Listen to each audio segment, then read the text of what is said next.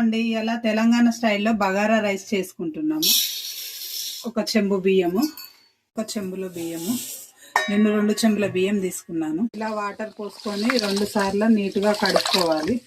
ఇలా కడుక్కున్న తర్వాత బియ్యం మునిగే వరకు నీళ్లు పోసి ఇలా నానబెట్టుకొని పక్కన పెట్టుకోవాలి. బగారా రైస్లకి కావాల్సిన పదార్థాలు: పచ్చి బఠానీలు, క్యారెట్, 4 పచ్చిమిర్చి, కొత్తిమీర, పుదీనా, ఒక ఆనియన్. ఇవి కట్ చేసి పోపేసుకోవడమే. ఇంకా బగారాకి మీద ఒక బాండీ పెట్టుకొని అందులో 2 పావుల నూనె వేసుకోవాలి. నూనె వేడెక్కాక పచ్చిమిర్చి, పచ్చి బఠానా, ఉల్లిపాయలు, క్యారెట్ వేసుకొని కలుపుకోవాలి. బఠానీ వేసాక ఇవి చిట్పట్ అంటే వీటిపైన మూత పెట్టేయాలి. వేగాక కొంచెం సాజీరా, దాల్చిన చెక్క, లవంగం, ఇలాచి, మసాలా వేసుకొని ఇలా కలుపుకోవాలి. తర్వాత కొంచెం అల్లం వెల్లుల్లి పేస్ట్ వేసుకొని ఇలా కలుపుకోవాలి. ఇవి వేగాక మనం ఇంతకుముందు ఏ చెంబుతోనైతే బియ్యం తీసుకున్నామో ఆ చెంబుతోనే 2 చెంబుల బియ్యం తీసుకున్నాం కదా, 3 చెంబులన్నర వాటర్ పోయాలి.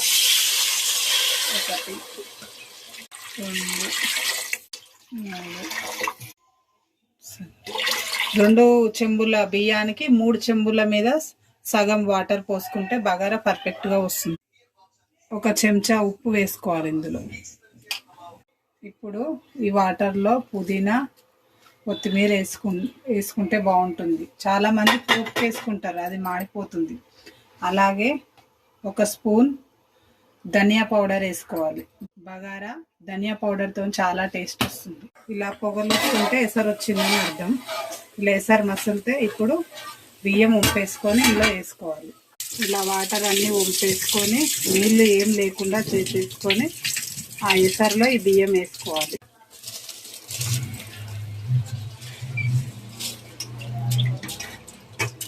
బియ్యం మొత్తం వేసాక ఒకసారి గంటతో ఇలా కలబెట్టుకొని మూత పెట్టేసుకోవాలి.